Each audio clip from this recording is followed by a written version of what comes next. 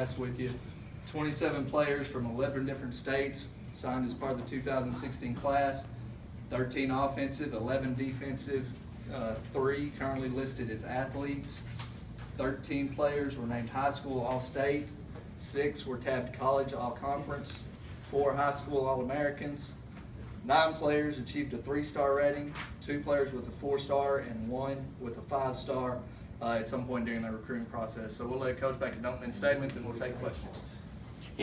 Well, all in all, it was a good day for us. Won some battles, lost a couple along the way, but from beginning to end, I thought it was the guys did a great job staff-wise, just finding what our needs were, sorting through the all the guys that were available, guys that were truly interested in us, guys that would fit our needs, and I think finding the guys that would fit our culture. We put together 27 guys from a lot of different areas, as he said, 11 different states, but the way we put them together is unique. There's kind of 3 different categories.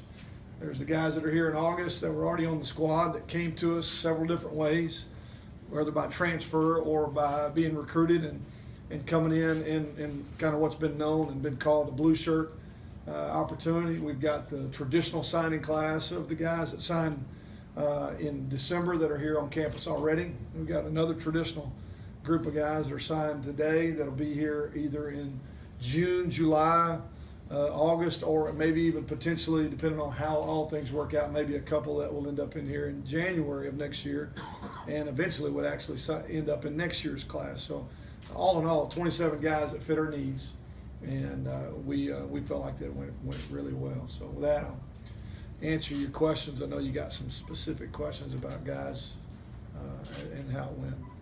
Coach, how do you feel about the skill positions? You have a lot of guys that left. Looks like you signed a bunch of wide receivers, a couple quarterbacks. What do you think about the guys who brought in those positions? Well, I mean, we wanted to bring in some veteran guys. With losing as many seniors and as many catches and touches as we had, and obviously Freddie, we all know the big concern is how do we replace Freddie? You don't. I mean, Freddie, there's not another Freddie on our board, and there's not another Freddie that we signed. We're just trying to create competition. I guess quarterback's as good a place as any to start.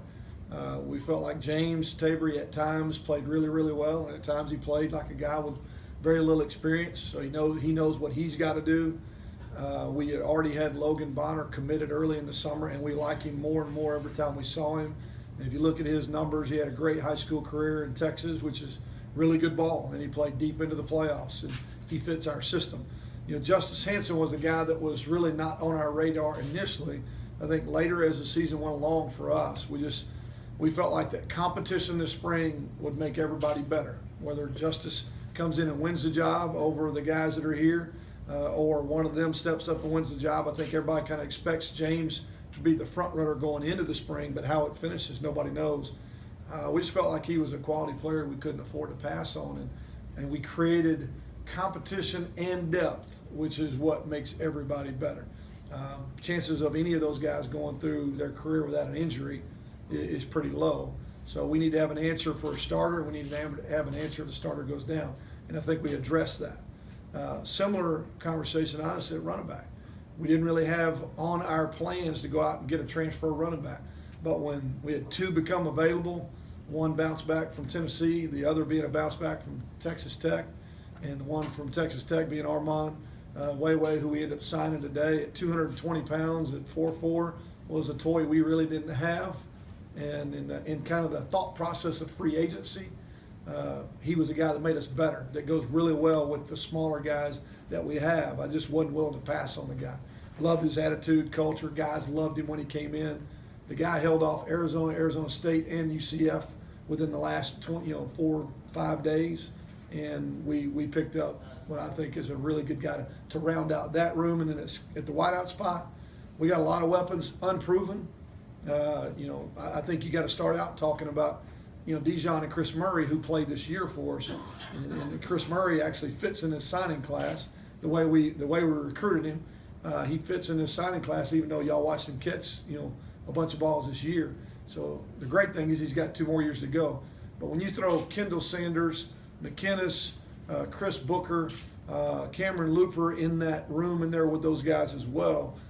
They're unproven. They have not caught any balls, but we do not have a problem in terms of talking about dynamic and playmaking ability. Now they just got to learn the system and go out and do that. And we would rather do it that way than expect a bunch of young guys to do it. Now we've got some young guys that we like, but I just felt like veteran guys with some experience would make it a more immediate impact.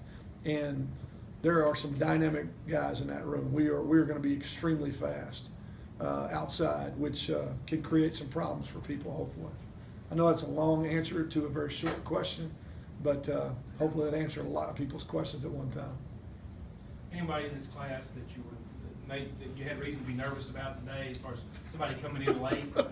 Every single one, honestly, every one of them. I spoke to every one of them on the phone last night and the night before, and all the guys that signed with us today told me the same thing, Coach. I'm in, don't worry about it. Even the guys at offensive line when we didn't have an O-line coach, even the guys at running back, Armand, when we have not announced a running back coach yet. Offensive guys with a new coordinator. None of them ever wavered, but I've been told that before, and they didn't sign with us on signing day. So until I got the paperwork this morning, I feel like it's all fair game. I know guys that lost people this morning. I know guys that lost guys last night. We really only lost 2 guys that we honestly expected to lose, and it's kind of why we also over budgeted going into today. You kind of felt like we'd lose the 2 that we lost, and we knew why we were going to lose them, and that was okay. But I was worried about every one of them. It didn't, I had to call and wake Armand up. I mean, he's in Arizona. I woke him up at like 10:30. He's like, Coach, I'm going to go get it. I said, go do it now because you're stressing the old man out. All right, let's go. And we got it done within the next 30 minutes. Coach, was there anything, in last year's recruiting class and signing period that maybe you took from last year and implemented this year that maybe was a little different? Wow. Anything specifically you're asking me about? Because I'm not sure that I do. I mean, just the process and getting the class, maybe something you learned. Well, I think as much as anything, I went into this thing day one as a head coach thinking, take as many high school kids as we can, develop this thing over the long haul. Only take transfers or JUCO guys if absolutely necessary, and build this thing for, a 5 and 7 year plan, if that makes sense. And what I found out was, if we were going to do that, then we were not going to be competitive. Not immediately. We would be in the long run, and that would work for 5 and 10 years from now. But if we wanted to win this year, we had to take a different approach. So we did that in last year's in this class, and it's not the same as free agency, but it is a very similar thought process to an NFL program. What do we need to be competitive this fall? How do we go about doing that? As long as we feel like the personality and the attitude and the culture is going to fit, then athletically they were no-brainer decisions, and every one of them were. If we felt like we couldn't get the culture and the attitude and the personality to fit, then we would pass on it and then go to the high school kind of guys. And that's where you get the blend and the mix of the different, I just call it non-traditional recruiting. They're not going to show up in the rankings in all the scouts and rival type rankings, but they're still in the class, and we got them non-traditional ways. And I think that's the biggest thing that's been different, is being willing to have those conversations and take a guy that doesn't fit the traditional recruiting pattern, and even set a guy like Cameron Looper and D-Liner, set them a year knowing they're not eligible, knowing that they're going to make a huge impact the next 2. And I think that's where, for me, that's a complete diversion from where I started to where we've gotten to now, and it's one of the reasons we won the league this year, because we made those hard decisions last year, and the guys went out and found what we needed. And I think we're moving in that direction, in the right direction now, with what we put together. It's a mix of what we needed. I don't know if it answers your question or not, but Yes. From the beginning to the end, was there a thought process early on that we needed more of this position, and then toward the end or after the season you thought maybe that spot's a little better than we thought, maybe we should look at this area? Well, we all knew the immediate need was going to be wide out. There's no doubt with that many guys graduating and as many catches and plays as that crew had made. We had to address that, and we did a little bit last year. with the young guys that we brought in. We did a little bit when we brought in, obviously, Murray and Looper, knowing that Murray could play this year and Looper couldn't. But then we had to target this midterm portion as well, and I thought we were able to do that and did well. We had a pool of about 10 guys, and we ended up, obviously that got narrowed. All the guys that we were recruiting ended up in good places, and we ended up with guys that fit us.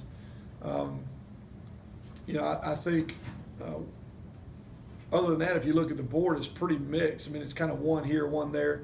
O-line is obviously a significant issue for us right now, not so much for this fall because we have a lot of veterans, but as we all know, we're going to graduate 7 seniors off the O-line after this next season. And so the only way to address that is address it a little bit at a time. You don't sign 7 guys at one time and expect those to be able to fill spots. So we did it some in this class. We're going to do it hopefully some throughout the summer, as we've done with a guy like Fontenot, who we brought Fontenot in last summer and set him for a year, and now he's going to start being more in the mix. We're hopefully being able to do that, and then midterm is going to be huge next year, and another good high school class to go with these 3 guys we signed this year. We like all 3 guys that we got this year, and we saw them all in camp. We got to work with them in person and watch them play, so we feel great about them, but that is, in my opinion, an area that is a big concern, not just now but moving forward. How important are your camps to your overall recruiting philosophy?